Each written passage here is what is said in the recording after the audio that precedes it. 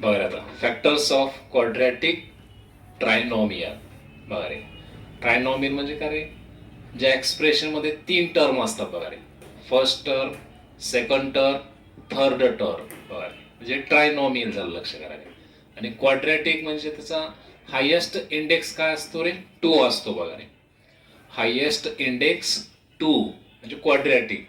Trinomial म्हणजे 3 term, first term, second term, third term रे, म्हणजे क्वाड्रॅटिक पॉलिनॉमियल झालं रे. तर याचे आपल्याला फॅक्टर्स पडायचे आहेत बघा. बघा रे, आता त्याच्यामध्ये साइन कट थोडं लक्ष द्या रे. कॉन्स्टंट टर्म कोणचे त्याच्यामध्ये? हे फर्स्ट टर्म आहे रे, हे सेकंड टर्म आणि थर्ड टर्म, हे 6.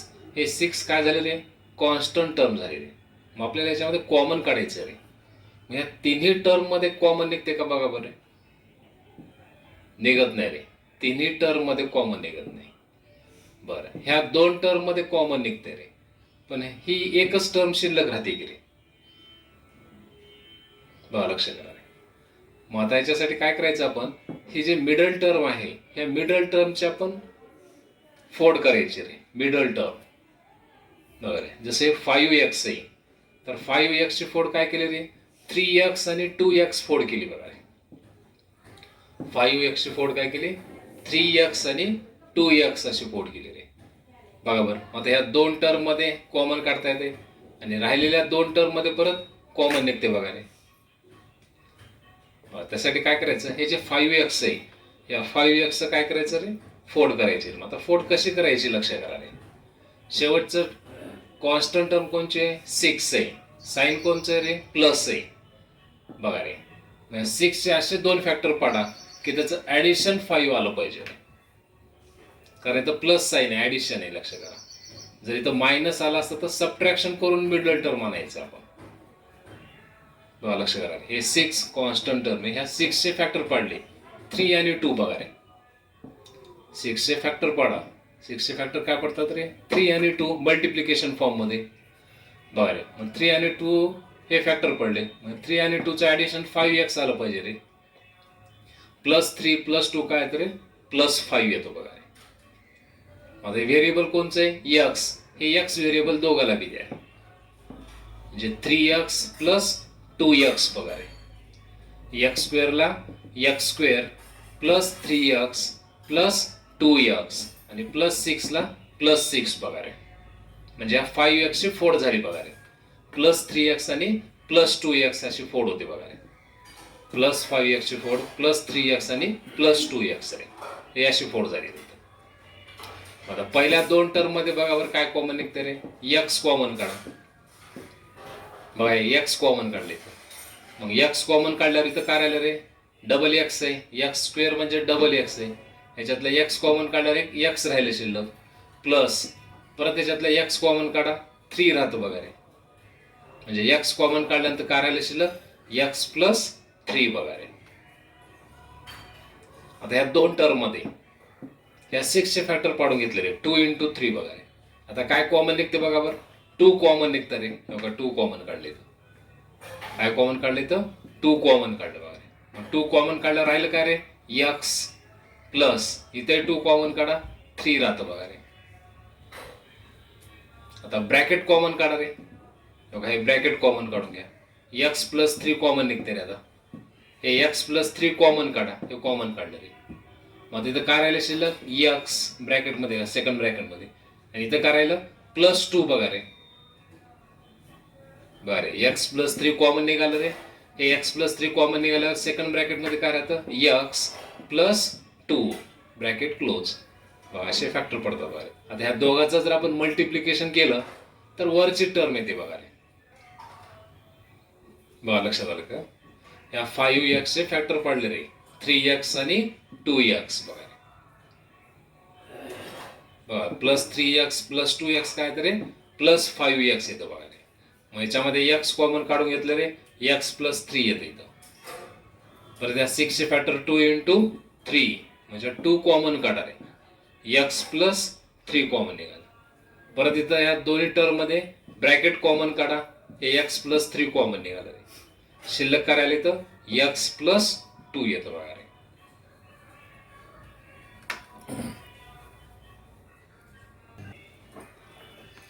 बरं, फॅक्टराइज. सेकंड एक्झाम्पल आहे 2x² मायनस 9x प्लस 9. बरं, ह्याचे आपल्याला फॅक्टर पाडायचे बघा. मग त्याच्यामध्ये 9x ची फोड करायचे बघा. 3 टर्म आहेत. क्वाड्रॅटिक पॉलिनॉमियल आहे. क्वाड्रॅटिक म्हणजे हायेस्ट इंडेक्स किती आहे रे? 2 आहे. ट्रायनॉमियल म्हणजे 3 टर्म आहेत बघा रे. मग आपल्याला इथे 4 टर्म करायच्यात रे. 4 टर्म करण्यासाठी काय करावं लागेल तुम्हाला? मिडल टर्मची फोड करावं लागेल रे. मिडल टर्म कोणची आहे रे? मायनस 9x आहे रे. मायनस 9x ची फोड काय होते वगैरे? मायनस 6x मायनस 3x होतो बघा रे. बघा बघा, साइन इक्वल ऍडिशन करा. मायनस 6x मायनस 3x काय होतं रे? मायनस 9x होतो बघा रे. म्हणजे 9x ची फोड केली तर आपण. आता 9x ची आणखी फोड होते रे. 7x आणि 2x सुद्धा फोड होते रे.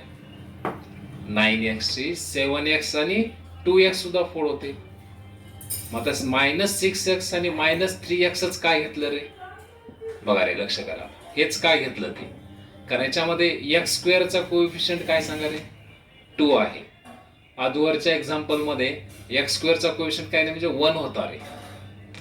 म्हणून आपण कॉन्स्टंट टर्म जे आहे ते घेतली होती इथं बघा रे, आणि त्याचे फॅक्टर पाडले होते अगोदरच्या एक्झाम्पल मध्ये. पण ह्या एक्झाम्पल मध्ये कॉन्स्टंट टर्म 9 आहे आणि x² चा कोएफिशियंट 1 पेक्षा मोठा आहे. मग x² चा कोएफिशियंट जर 1 पेक्षा मोठा असेल तर त्या कोएफिशियंटनं कॉन्स्टंट टर्मला मल्टिप्लाय करायचं रे, आणि तो नंबर घ्या इकडं. बरं, x² चा कोएफिशियंट किती आहे रे? 2 आहे. 2 ने इकडे मल्टिप्लाय करा. 2 × 9 18. आता 18 चे असे फॅक्टर पाडा की त्याचं ऍडिशन मायनस 9 आलं पाहिजे रे. शेवटचं साइन कोणचं आहे? प्लस आहे रे. शेवटचं साइन कोणचं आहे? प्लस. म्हणजे ऍडिशन करून मायनस 9 आलं पाहिजे रे. इथं जर मायनस साइन आला असतं तर सबट्रॅक्शन करून मिडल टर्म आली असती. पण शेवटचं साइन कोणचं रे? प्लस आहे. म्हणजे ऍडिशन करून मायनस 9 आणायचे. ऍडिशन करून मायनस 9 आणि प्रॉडक्ट का आणायचं रे? 18 बघा रे. प्रॉडक्ट का आणायचं आहे? 18 प्लस 18 बघा रे. बघा बरं, 18 चे फॅक्टर 6 आणि 3. बरं, ह्यांचा मल्टिप्लाय बघा बरं. 6 आणि 3 चा मल्टिप्लाय 18 येतो रे. आणि मायनस इंटू मायनस काय होतं? प्लस होतो बघा.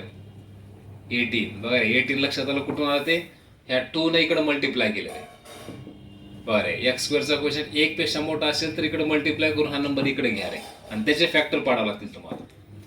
आणि त्याचे फॅक्टर असे की इथं आता प्लस साइन आहे म्हणजे ऍडिशन करून मिडल टर्म आली पाहिजे मायनस 9 बघा रे. आणि प्रॉडक्ट मात्र हा प्रॉडक्ट आला पाहिजे रे. बघा, 2 × 9 काय आलं?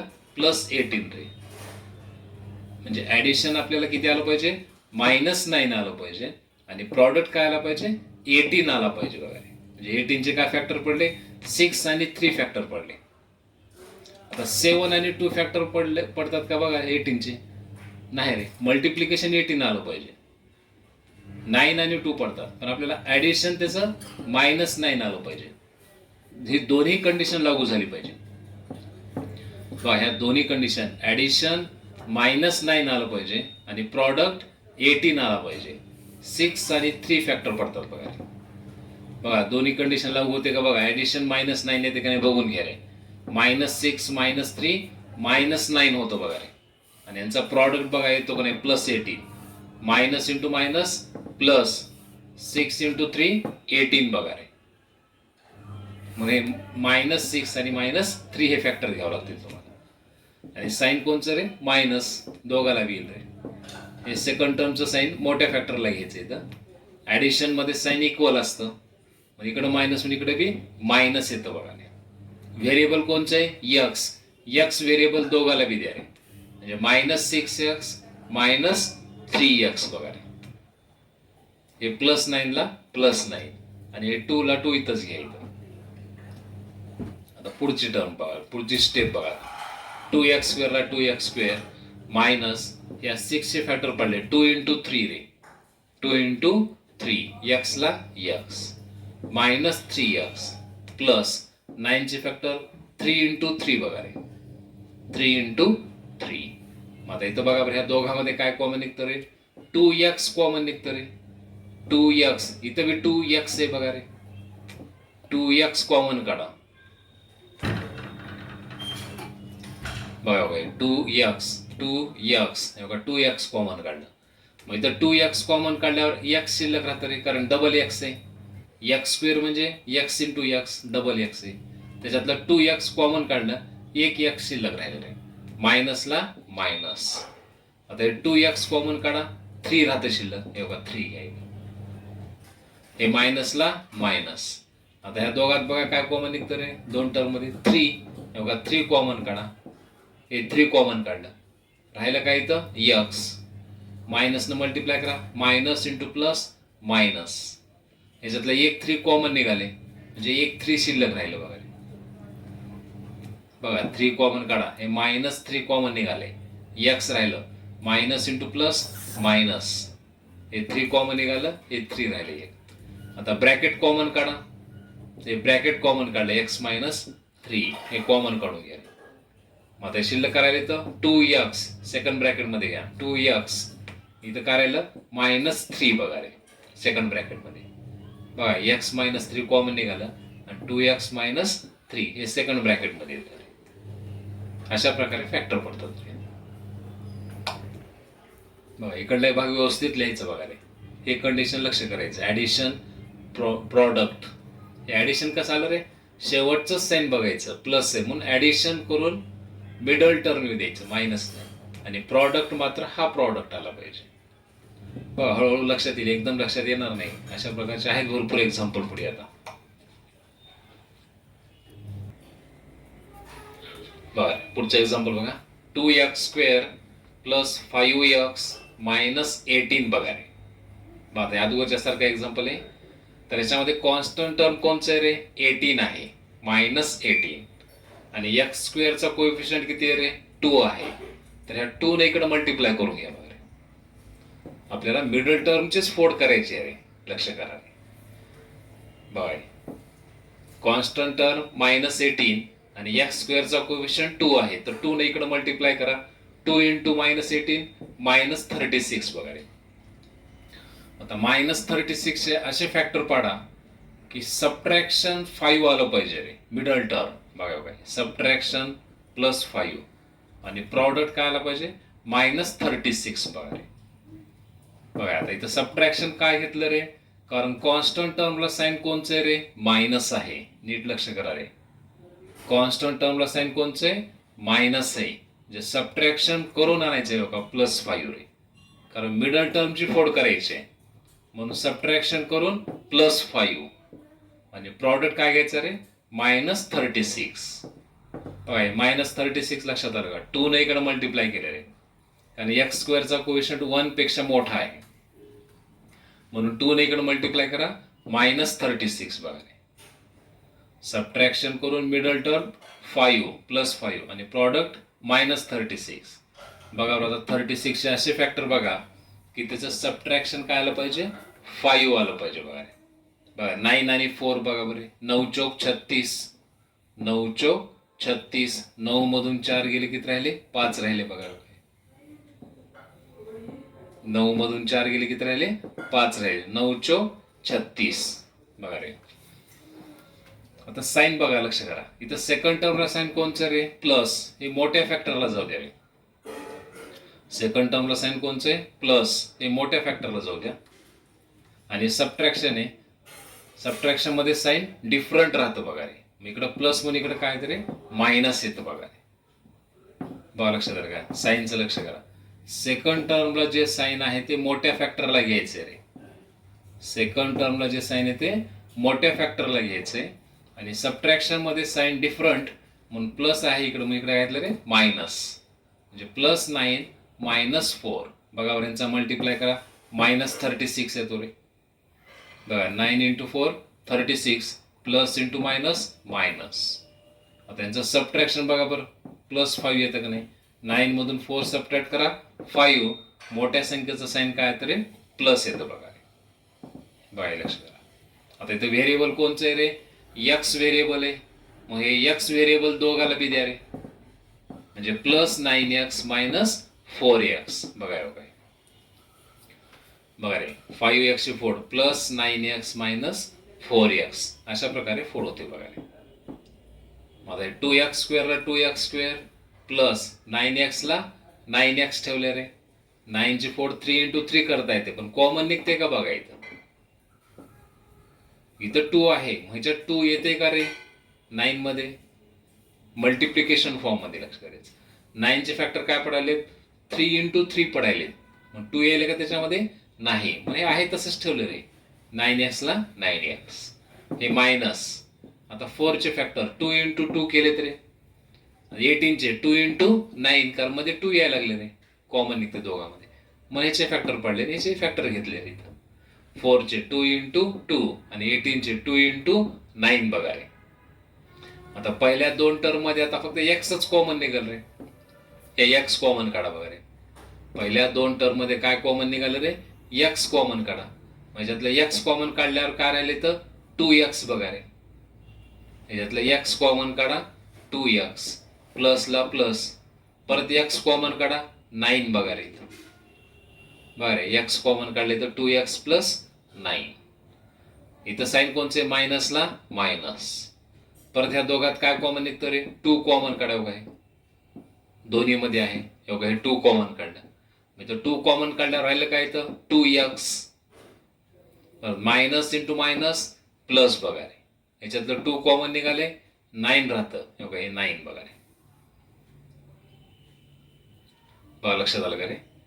याच्यामध्ये फक्त x कॉमन निघाले रे, कारण 2 आणि 9 मध्ये काही कॉमन निघते का रे, नाही रे. फक्त x कॉमन काढले. इथं राहिलं 2x, कारण x ची डबल टर्म आहे स्क्वेअर असल्यामुळे. हे x कॉमन काढा 2x प्लस 9 बघा रे. हे x कॉमन निघालं, मायनसला मायनस रे. परत याच्यात 2 कॉमन काढा 2x. आता हे प्लस बघा रे, मायनस इंटू मायनस प्लस आलेले. इथं हे 2 कॉमन काढा 9 बघा रे. आता हे ब्रॅकेट कॉमन काढून घ्या रे. 2x प्लस 9 कॉमन काढा. शिल्लक करायला x मायनस 2 हे शिल्लक राहते रे. हे अशा प्रकारे फॅक्टर पडले बघा. आणि ह्या दोघांचा जर मल्टिप्लाय केला तर वरची टर्म येते, लक्ष करा.